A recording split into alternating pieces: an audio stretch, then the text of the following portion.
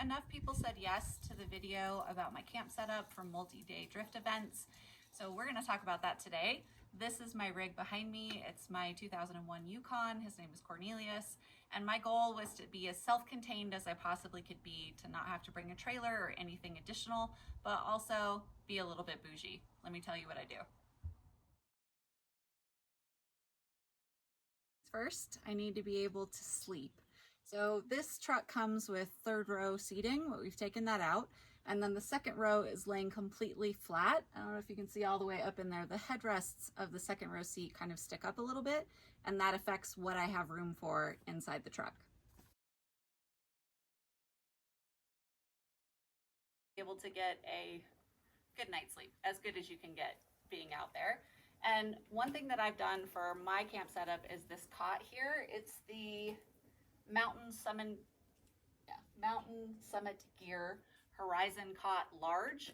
And the reason I went for this is those headrests that I mentioned earlier.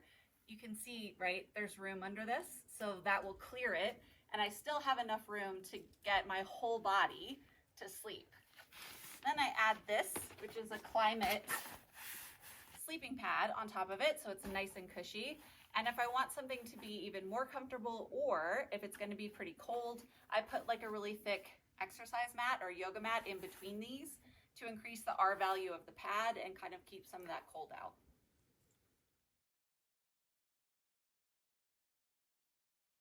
Okay, so the next most important consideration is food and food storage. And this right here is our 12-volt 45-quart fridge from SetPower. The great thing about this is no ice. It plugs straight into the truck. While I'm driving, I leave it there in the 12-volt. When I'm not driving, I plug it into this, which is our solar battery. This is the Bluetti, and it has a 12-volt. I can plug into it, and it will keep the fridge running for multiple days. But to just ensure that it stays cold, I also have a solar panel.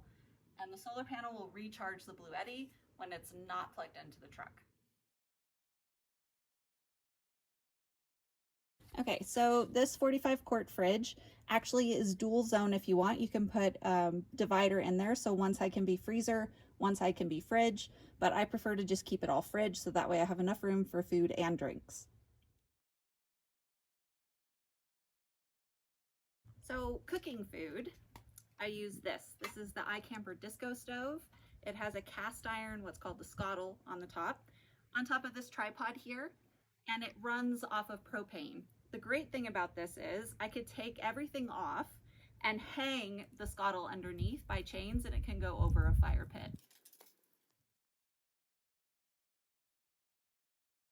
Speaking of propane, I have this Ignik propane growler. So this is a 5-pound propane bottle that's inside this carrying case, which is nice because, you know, the big bottles take up a lot of room, especially if you're trying to get it in something small like what's behind me. Now, I did bring a different fire pit to my most recent camping at Spooky Drift, and it used up the majority of the propane super fast. So we have purchased this, which is the Ignik fire can, and that goes along with the 5-pound propane growler here. So this is a much smaller design. It's ammo can style, and hopefully will use less propane so I can keep it on longer. Okay, so next up we have definitely a non-required item, but one that was the hit of Spooky Drift, and that is my Rambler 16. It's an electric mini pit bike. It held a charge all weekend, and multiple people were riding it around. Absolutely love this thing.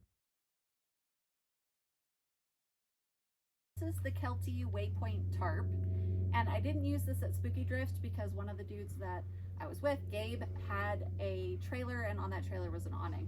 But this thing goes on the lift gate of my truck, and it gives me a nice covered area to hang out under.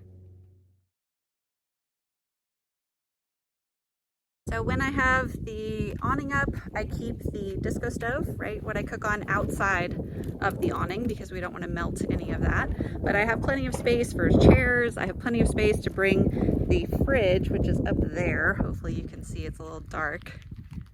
So the fridge is right here. I can bring that down. And then there's the cot bed setup.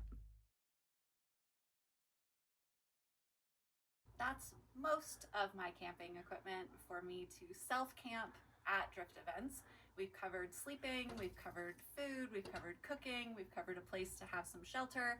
So all of those major things that you need to camp comfortably have been covered. Of course, I have a whole bunch of other stuff that makes camp even a little bit nicer.